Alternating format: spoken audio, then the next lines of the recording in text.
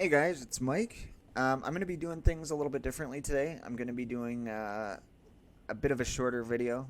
I've been thinking about it lately, and a couple people have mentioned to me that the shorter videos are a little bit easier to digest and kind of share around and things like that instead of the longer ones. I'm still going to be doing the longer videos, but I'm going to be starting this series here called Based in Reality. And like I said, it's going to be a little bit shorter and a little more palatable for casual viewers and getting my name out there. But we'll jump into it. I know it's been covered to death already. The Kamala Harris appointment for vice president, but the take I wanted to take on it is just the precedent it's really setting, and not just in the United States and Canada. This is like across the world, man.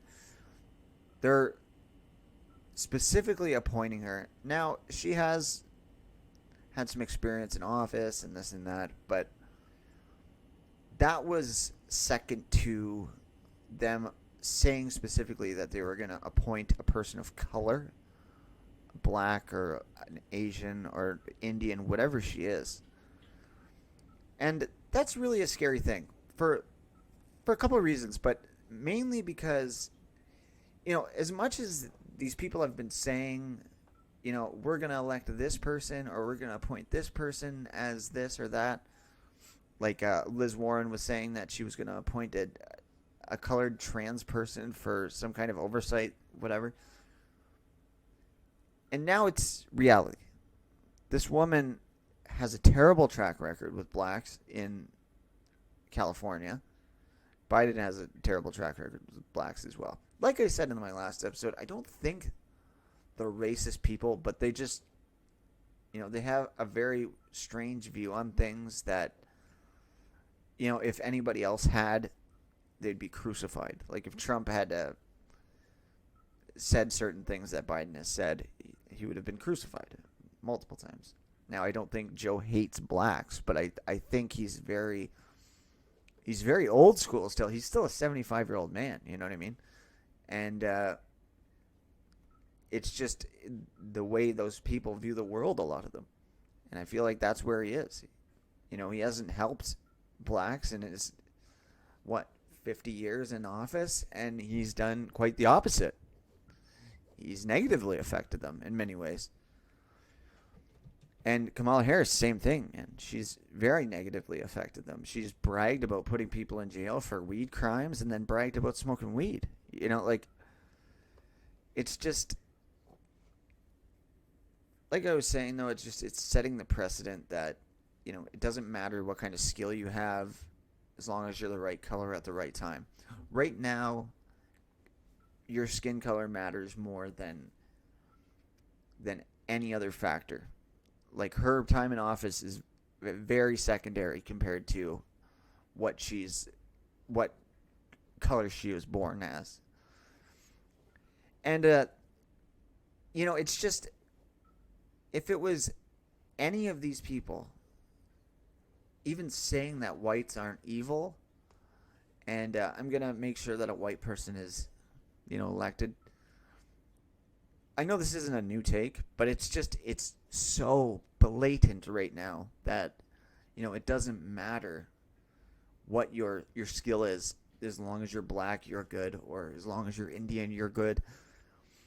And it's just crazy. And I mean, they've brainwashed an entire generation of white people to hate themselves and think that these people deserve more than them.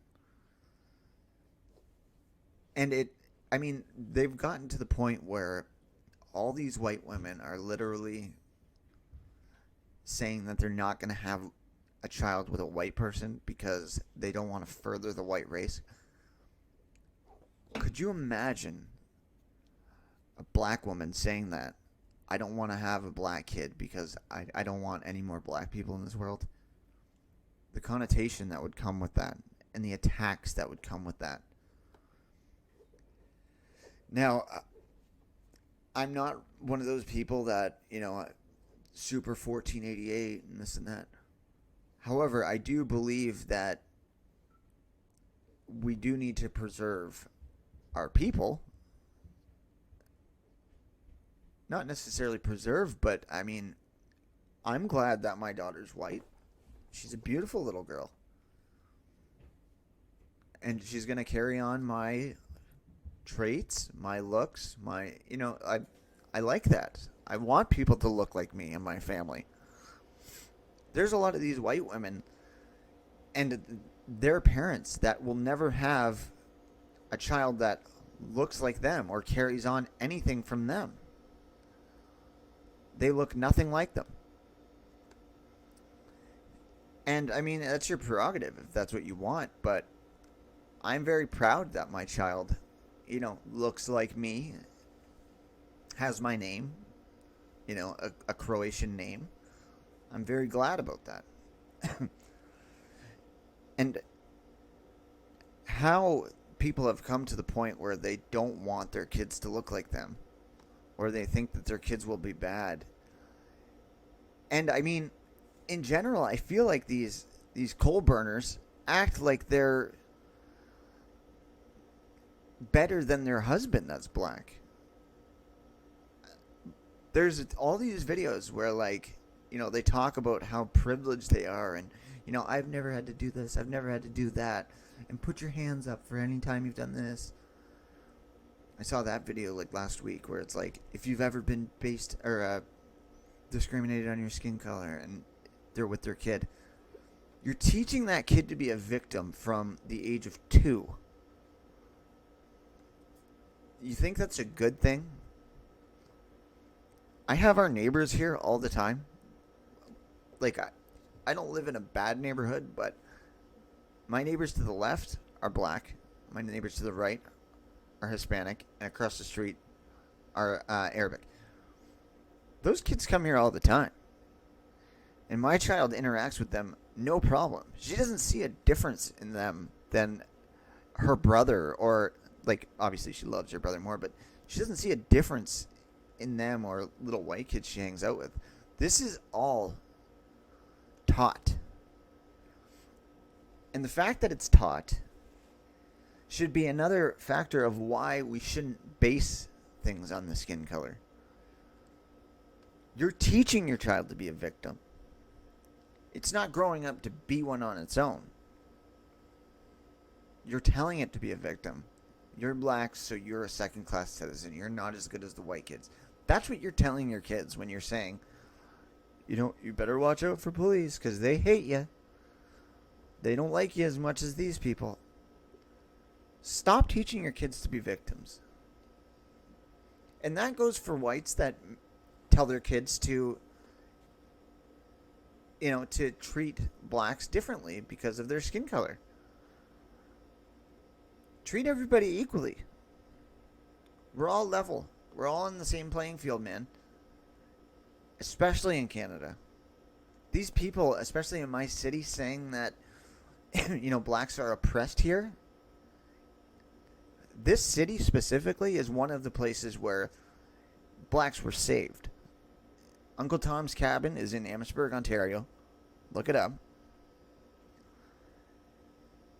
And for people to think that they have any type of distress for being black in the city is just ridiculous, man. And I would never teach my kid to be a victim or think that, you should feel this way about yourself because of your skin color. It'll never happen. And if I did think that people were so oppressed, like if I was one of these white women that, fetishize blacks and they only go for that type of man, and you want to further that race, but they're oppressed, so you want to further make more oppressed people in your logic. You want more people that are discriminated against.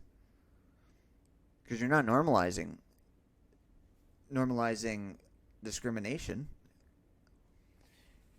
You're not making it better if you're having half black kids and then telling them that they're going to be victims their whole life. It's disgusting. I mean, to each their own. I find it